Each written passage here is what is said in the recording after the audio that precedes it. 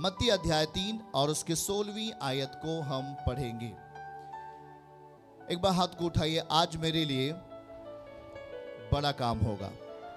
मैं विश्वास करता हूं मैं शक्तिशाली बनूंगा, मैं बुद्धिमान बनूंगा, मैं समझ वाला व्यक्ति बनूंगा यीशु के नाम में। आमीन। बनेंगे कि नहीं बनेंगे? चलिए मत्ती 3 का 16वीं आयत हम पढ़ते हैं सबके साथ, और वो अद्भुत है वो वचन जो हमें आज आशीषित करेंगे।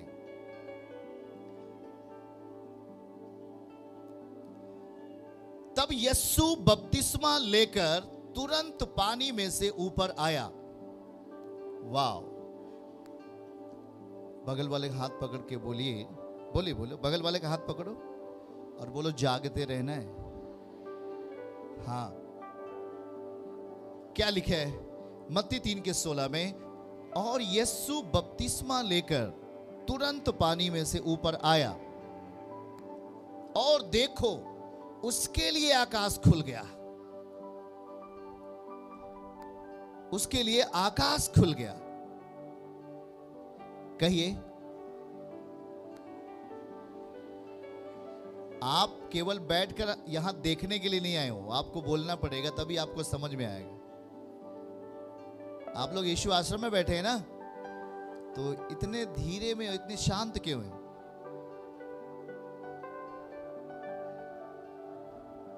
यीशु बपतिस्मा लेकर तुरंत पानी में से ऊपर आया।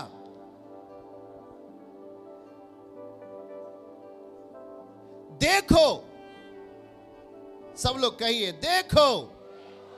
वाह, सब लोग बोलना है देखो। यीशु बपतिस्मा लेकर तुरंत पानी में से ऊपर आया, और देखो उसके लिए, यीशु के लिए आकाश खुल गया। आमीन। हमें यह समझना है, हम आपको कोई 2 दूना 4 2 तिहाई 6 नहीं पढ़ा रहे हैं। हम आपको आत्मा को सिखा रहे हैं। आत्मा क्या है?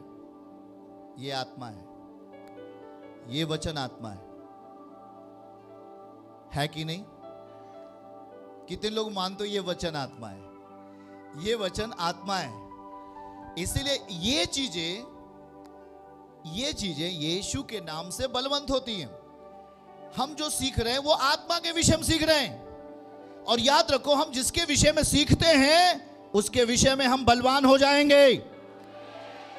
होंगे कि नहीं? हो, कोई बोलता है इसको अंग्रेजी बहुत आती है। पता, अंग्रेजी ध्यान से पढ़ा होगा ये शुरुआत से ही। इसको गणित बहुत आती है, इसको फिजिक्स बहुत आती है, केमिस्ट्री बहुत आती है, हाँ, इसको हिंदी बहुत अच्छा ज्ञान है। तो हमें किस चीज का ज्ञान होना चाहिए? जिस चीज में आपको ज्ञान है वो आपका समाधान है। बोलो, जिस चीज में मुझे ज्ञान है उस विषय में हमारा समाधान है। आमीन, आमीन। ओ, आप इंटरव्यू में गए, अब आपका इंटरव्यू होना है, आपको अंग्रेजी आती तो अंग्रेजी में आपसे इंटरव्यू ले लिया। अब अंग्रेजी में आपसे इंटरव्यू लिया। आप गणित बहुत तेज है, गणित में वो नौकरी पाने के लिए गया, आपका इंटरव्यू ले लिया। आपको उस विषय में आपको ताकतवर बनने की जरूरत है, ताकि वो विषय आपका समाधान बनेगा। आमीन कहो। बोलो, वचन आत्मा है, और हम उस आत्मा के विषय में सीख रहे हैं। जैसे जैसे हम इस आत्मा के विषय में सीखते हैं, वैसे वैसे हमारे लिए समाधान के रास्ते खुलेंगे। हाय आना, हाय आना। एक बेटे को मैं देख रहा था, वो जब से मैं आया यहां रो रही है। अभी मैं आपको बताता हूं, ये समाधान उसका छुटकारा, ये वचन की आत्मा उसका छुटकारा बनेगी। दिखाइए मत्ती 3 का 16, आप नोट करो, और हम उस आत्मा के विषय में जानकार हम उस आत्मा के विषय में अपने अंदर उन चीजों को ले रहे हैं जो आत्मा देना चाहता है। यीशु, कहिए यीशु बपतिस्मा लेकर तुरंत पानी में से ऊपर आया। देखो, रुक जाना है। वचन कह रहा है रुक जाओ। वचन कह रहा है रुको और देखो। रुको और आपको जो चीजें प्रदान की जा रही उससे लो और रुको। अगर यीशु आपके घर में गया तो ले लो यीशु को और रुक जाओ। और वही लिखा है यहां पर, देखो देखो। इसका मतलब यह है कि जो चीजें आपके पास जा रही हैं उसको पा जाओ तो रुक जाओ, जल्दबाजी नहीं। देखो, बोलो देखो। उसके लिए आकाश खुल गया। आमीन बोलो। देखो, उसके लिए आकाश खुल गया। इसका मतलब यह है कि यीशु ने वो चीजें ले लिया जो पिता ने उसे देना चाहा। वैसे जो आपके पास पहुंच रहा है, जो यीशु आपके संग वचनों के द्वारा आपके अंदर जा रहा है, रुक जाओ। देखो, आपके लिए आकाश खुल गया। आकाश उसके लिए खुलेगा, हेवन उसके लिए खुलेगा जो रुकेगा यीशु को पाकर। उसके विश्वास को पाकर क्या हो जाओ, उसी पर रुक जाओ। यीशु के साथ रुक जाओ, परमेश्वर के साथ रुक जाओ, उसके वचनों को पाकर उसके साथ खड़े हो जाओ। और फिर अगला शब्द आएगा, देखो आकाश तुम्हारे लिए खुल गया। आप समझ रहे हो तो आमीन कह सकते हो। और लिखा है उसने परमेश्वर के आत्मा को कबूतर के समान उतरते और ऊपर जाते देखा। किसको देखा? परमेश्वर के आत्मा को। बगल वाले का हाथ पकड़ के बोलो, परमेश्वर के आत्मा को ऊपर जाते हुए, उतरते हुए, ऊपर जाते हुए देखा। इसका मतलब यह हुआ कि जब आकाश खुलेगा आपका संबंध यीशु से बन जाएगा। आप मसीह के हो जाओगे। परिणाम आपके सामने होगा, प्रतिफल आपके सामने होगा, क्योंकि प्रभु कह रहा है देखो आकाश खुल गया उसी के लिए जो पानी से ऊपर आया। आमीन बोलो। जो पानी से ऊपर आया। पानी, बपतिस्मा कहां लेते हैं? पानी से, जल से। और ये बपतिस्मे का सही अर्थ है पापों से मन फिरा लेना। पापों से मन फिराने का सही डिसीजन, सही निर्णय। बोलिए, पापों से मन फिराने का सही निर्णय। और जब आप सही निर्णय लोगे तब आप पानी से ऊपर आ रहे हो। दिखाइए उस बात को फिर से, हमें इनको समझाना है। यीशु बपतिस्मा लेकर तुरंत पानी में से ऊपर आया। यीशु उस प्रक्रिया को पूरा किया जो पिता चाह रहे थे बहुत दिनों से। जो यीशु चाह रहे थे, जो पिता चाह रहे थे कि लोग अपनी जिंदगी से मन फिराए पापों से। और उसकी एक प्रक्रिया थी, उसकी एक धार्मिकता थी कि यीशु पानी में जाए और यूहन्ना के द्वारा उसका बपतिस्मा हो। आमीन। याद रखो, यीशु कोई पाप नहीं किया था, ना तो वो पाप के द्वारा जन्म लिया था, पर वो एक प्रक्रिया करता है, आत्मिक प्रक्रिया। बगल वाले का हाथ पकड़ के बोलो, आत्मिक प्रक्रिया। और आत्मिक प्रक्रिया हमारा सॉल्यूशन है, हमारा निवारण है। आमीन।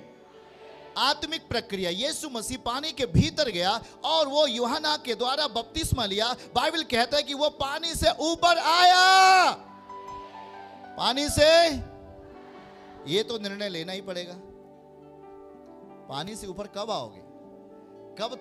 कब तक पानी में जीते रहोगे पानी के अंदर? और यहां पानी का मतलब है संसार, संसार की चीजें, संसार की गंदगियों के साथ जीना मतलब पानी में जीना। यीशु पानी से ऊपर आया, वो पानी के नीचे गया और उस प्रक्रिया को पूरी किया जो आत्मिक रीत से की जाती है। आमीन। अभी हम यहाँ बैठे हैं चर्च में और प्रभु के वचन को सुन रहे हैं, ये एक आत्मिक प्रक्रिया है। और जो चीजें हम सुन रहे हैं और जब उसे हम अपनी जिंदगी में करना शुरू करेंगे वो एक परिणाम बन जाएगा। किसी ने कहा मैं बीमार हूं, मैं चंगा होना चाहता हूं, पर इस प्रक्रिया को पूरा नहीं किया जो यीशु कर रहे हैं।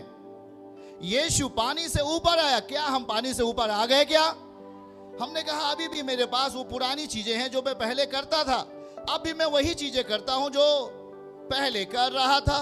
शायद मेरे पास नाम का यीशु आ गया पर मेरे अंदर यीशु का स्वभाव नहीं है।